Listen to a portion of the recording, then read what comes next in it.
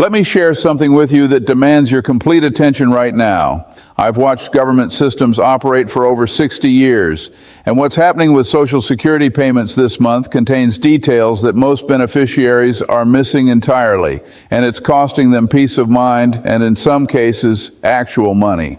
The Social Security Administration just implemented their 2026 payment calendar, and there are 12 specific dates in January that determine exactly when 71 million Americans receive their benefits. But here's what troubles me. The system has built-in exceptions that catch people off guard every single year. If you started receiving benefits before May 1997, your payment date is different from everyone else. If you're on SSI, you already received your January payment on December 31st. And if you didn't understand why, you might have spent it incorrectly, thinking February's check was still coming soon. The 2.8% cost of living adjustment everyone's talking about translates to about $56 more per month for the average retiree. That brings the typical monthly benefit to $2,071. Now, I've always believed in understanding the mathematics behind every financial decision. That extra $56 might not sound like much, but compounded over 12 months, we're talking about $672 annually. And for someone living on a fixed income, that's meaningful money. It covers medications, utility bills, or unexpected expenses that inevitably arise. What concerns me most is that Medicare Part B premiums are increasing simultaneously, which means that cost of living adjustment gets partially consumed before you even see the net benefit. This is the kind of detail that requires your attention, because the government isn't going to sit you down and explain how these two moving pieces interact. Now, here are the actual January payment dates you need to commit to memory. If your birthday falls between the 1st and the 10th of any month, your payment arrives on January 14th. If you were born between the 11th and 20th, you receive your payment on January 21st. And if your birthday falls between the 21st and the 31st, you'll see that deposit on January 28th. This isn't arbitrary scheduling. The Social Security Administration processes over 70 million payments each month, and this staggered system prevents the entire financial infrastructure from being overwhelmed on a single day. It's actually quite elegant when you understand the reasoning behind it. But here's where people consistently make mistakes, and these mistakes cost them time, anxiety, and sometimes real financial hardship. There are specific exceptions to this birthday-based schedule that apply to millions of Americans. And if you don't know whether you fall into one of these categories, you could be looking at your bank account on the wrong day and panicking unnecessarily. If you started receiving Social Security benefits before May 1997, you don't follow the birthday schedule at all. Your payment comes on the 3rd of every month, regardless of when you were born. Now, why does this matter? Because there are still millions of beneficiaries who've been in the system for decades, and they operate on a completely different calendar than everyone else. If you're one of these long-term beneficiaries and you're watching for a payment based on your birthday, you've already missed it by the time you start looking. The same 3rd of the month schedule applies if you receive both Social Security and supplemental security income. You get your Social Security payment on the 3rd and your SSI payment on the 1st of each month. Now, here's something that confuses people every single January, and I want to address it head on because it causes unnecessary stress. If you're on SSI, you actually received your January 2026 payment on December 31st, 2025. This wasn't a mistake or an early Christmas present from the government. It happened because January 1st is a federal holiday, and the Social Security Administration always issues payments on the preceding business day when the scheduled date falls on a weekend or holiday. So if you're on SSI and you saw that deposit hit your account on New Year's Eve, that money needs to last you through the entire month of January. I've seen too many people treat that early payment as bonus money and spend it immediately, only to find themselves in a tight spot 3 weeks later when they realize February's payment is still weeks away. Let me walk through a specific example because abstract information rarely sticks in people's minds the way concrete scenarios do. Imagine you're receiving Social Security retirement benefits. You were born on March 17th, and you also have Medicare Part B coverage. You started receiving benefits in 2005, so you fall into that post-May 1997 category. Your January payment will arrive on January 21st because your birthday falls between the 11th and 20th of the month. When that deposit hits your account, it will reflect the 2.8% cost of living adjustment. But here's the part that many people overlook until they see their actual deposit amount. If you're enrolled in Medicare Part B, the premium for that coverage is automatically deducted from your Social Security payment before you ever see the money. In 2026, that Medicare Part B premium jumped to $202.90 per month, up from $185 in 2025. That's an increase of $17.90 per month, or nearly $18, that comes right off the top of your Social Security check. Now let's do the mathematics that the government isn't going to sit down and explain to you in plain language. The average retiree is getting about $56 more per month from the COLA increase. But if you're paying for Medicare Part B, nearly $18 of that increase vanishes immediately to cover the higher premium. Your actual net increase isn't $56. It's closer to $38 per month. And if you're someone who was receiving a Social Security payment close to the average amount, you might have been expecting that full $56 increase, budgeted for it, and now you're short by about 20% of what you thought you'd receive. This is the type of detail that matters enormously in real life but gets lost in the press releases and official announcements. For people on Social Security disability insurance, the picture looks similar, but with some important distinctions. The average SSDI payment is increasing from $1,586 per month to $1,630, which represents that same 2.8% adjustment. That's a $44 increase for the average disabled worker. But again, if you're enrolled in Medicare, that Part B premium gets deducted automatically. The net increase for most SSDI beneficiaries with Medicare is going to be around $26 per month, not $44.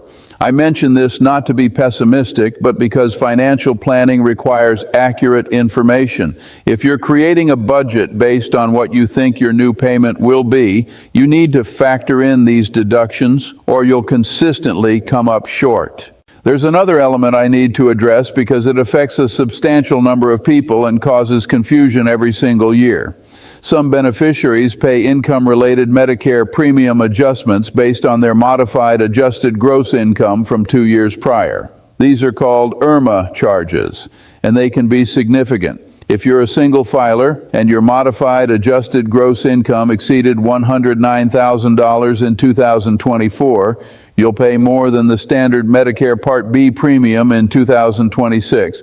The actual amount ranges from $284.10 per month all the way up to $689.90 per month for the highest earners. These amounts get deducted from your Social Security payment just like the standard premium, but they're substantially larger. If you're in one of these higher income brackets, your cost of living adjustment might be partially or entirely consumed by the increase in your Medicare premium. Now, I want to talk about supplemental security income separately because it operates under different rules and serves a different population. SSI is needs-based, not tied to your work history. For 2026, the maximum federal SSI payment for an individual is $994 per month, and for couples, it's $1,491 per month. These amounts reflect the same 2.8% COLA increase that applies across all Social Security programs. But here's what makes SSI different and more complex. Your actual SSI payment can be reduced by other income you receive, by your living arrangements, and by various other factors that don't affect regular Social Security benefits. If you live in someone else's household and they provide food and shelter, your SSI payment gets reduced by something called in-kind support and maintenance. If you have any earned income from working, the first $65 per month is excluded, and then SSI reduces your payment by 50 cents for every dollar you earn above that amount. The rules are intricate, and small changes in your circumstances can produce unexpected changes in your payment amount. For SSI recipients who are students under age 22, there's a student earned income exclusion that allows you to earn significantly more without it affecting your benefits.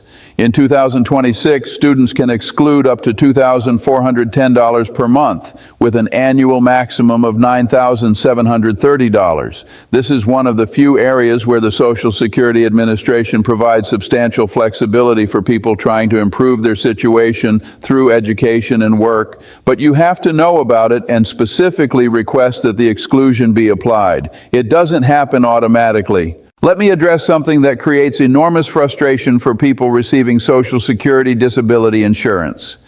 There's a concept called substantial gainful activity, and it determines whether you can work while receiving SSDI benefits. For 2026, if you're earning more than $1,690 per month, the Social Security Administration generally considers you to be engaging in substantial gainful activity, which means you're no longer disabled under their definition and you'll lose your benefits. For people who are blind, that threshold is higher at $2,830 per month. Now, the problem here is that this creates a cliff effect. If you're receiving SSDI and you try to return to work part-time, you need to be extraordinarily careful about how much you earn. Go $1 over that threshold and you risk losing your entire benefit. The system does provide for a trial work period where you can test your ability to work for 9 months without losing benefits, but once that trial period ends, you're subject to the substantial gainful activity limit. There's another piece of this puzzle that affects younger workers who become disabled. To qualify for SSDI, you generally need to have worked 5 out of the last 10 years before your disability began. But the specific number of work credits you need depends on your age when you become disabled.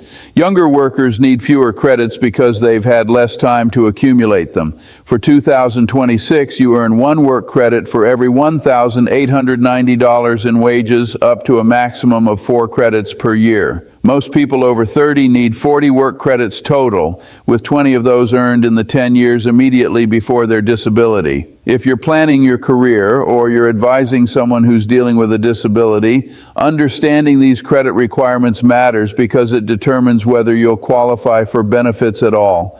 Now let me return to the payment schedule and address one more common source of confusion.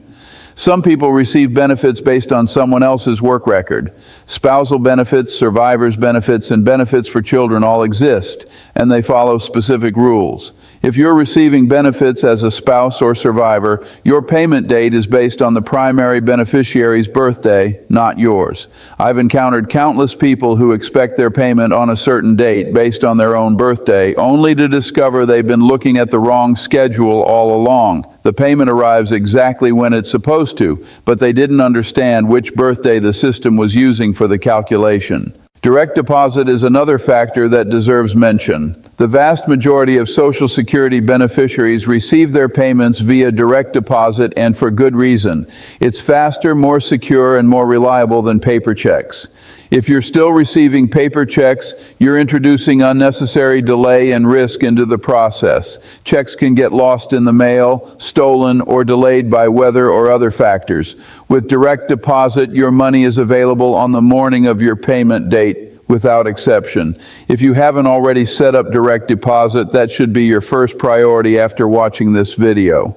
I need to spend a moment on what happens when payment dates fall on weekends or federal holidays, because this creates scheduling shifts throughout the year that can catch people off guard. The Social Security Administration always issues payments on the preceding business day when the scheduled date falls on a weekend or holiday. This means you need to look at the actual calendar, not just memorize a simple rule. In some months, your payment might arrive a day or two earlier than you expect.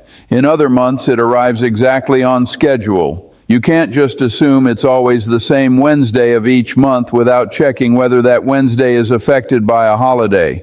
There's one more critical element I want to address, and it relates to how these payment dates interact with your broader financial planning. If you're living on Social Security as your primary or sole source of income, the timing of these payments determines everything else in your financial life. Your rent or mortgage payment, your utility bills, your grocery shopping, your medical expenses, all of it needs to be coordinated around when that Social Security deposit hits your account. This requires planning and discipline. If your Social Security payment arrives on the 14th, but your rent is due on the 1st, you need to have built up enough of a cushion that you're not living payment to payment.